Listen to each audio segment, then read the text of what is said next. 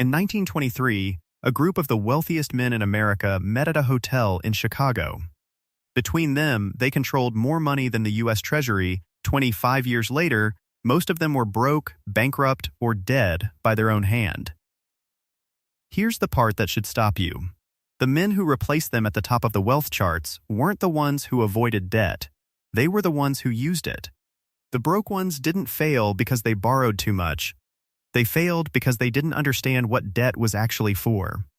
Most people think there are two kinds of debt: good debt and bad debt. A mortgage is good. A credit card is bad. That's the story everyone gets told, and it is almost useless. It sounds like wisdom. It teaches you nothing about the one number that actually decides whether debt builds you or buries you. So let's build it.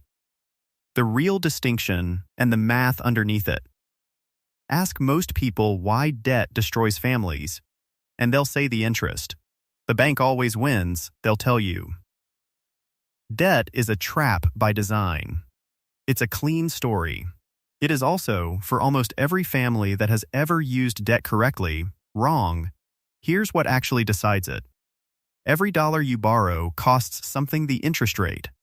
Every dollar you borrow can also do something: it can sit inside an asset earning a return. As long as what the asset earns is higher than what the debt costs, the gap works in your favor every single day the loan exists. The moment that flips, the gap works against you every single day instead. There is no in-between. There is no vibe. There is only the spread. Here's what that looks like with real numbers. Borrow $200,000 at 6% to buy a property that appreciates and rents for a combined 9% return.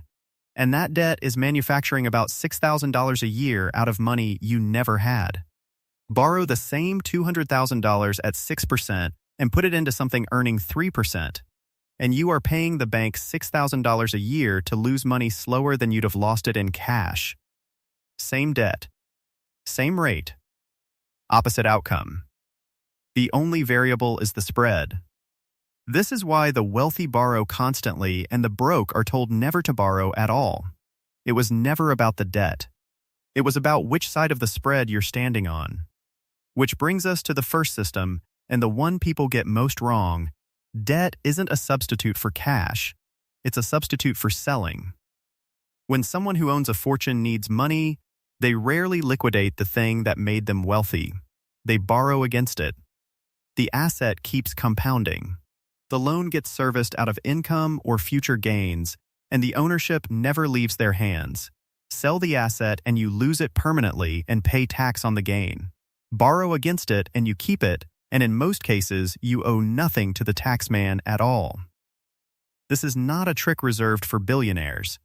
A family with a paid-down house and a retirement account can run the identical move at a smaller scale: a line of credit against the portfolio instead of a forced sale during a downturn.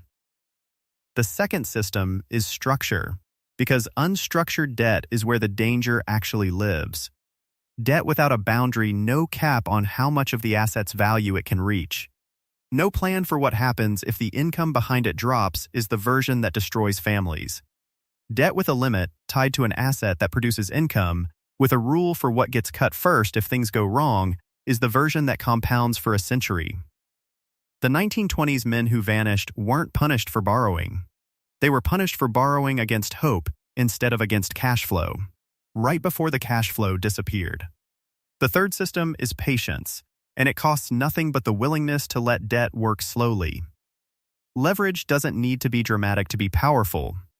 A modest, well-placed loan against a modest, well-chosen asset held for decades outperforms an aggressive loan held for months almost every time, because the spread only pays out if the loan survives long enough to collect it. Debt panic repaid at the first sign of stress never gets the chance to compound. Debt built to survive a bad year is the only kind that ever builds a fortune. The last system is the one family's skip, and it is psychological, not financial. If you raise a child to fear every form of debt equally, you don't raise a child who's safe with money. You raise a child who can't tell a mortgage from a payday loan, who freezes at the one moment leverage could actually help them, and who eventually either avoids every opportunity that requires capital or, starved of any real education, walks straight into the bad kind. The families who keep wealth don't teach their kids that debt is dangerous. They teach them to calculate the spread before they sign anything, every single time. Go back to that Chicago hotel. Same instrument, same interest rates, same country. One group used debt to buy income-producing assets they held for decades. The other borrowed against speculation, panic, and their own reputations, with no floor under any of it. The tool was identical. The understanding wasn't. Your leverage question was never should I borrow. It's what's my spread, and can it survive a bad year? Get that answer, and debt stops being the thing that ends families and becomes the thing that starts them. There's a deeper question sitting under all of this, though, if leverage is this powerful.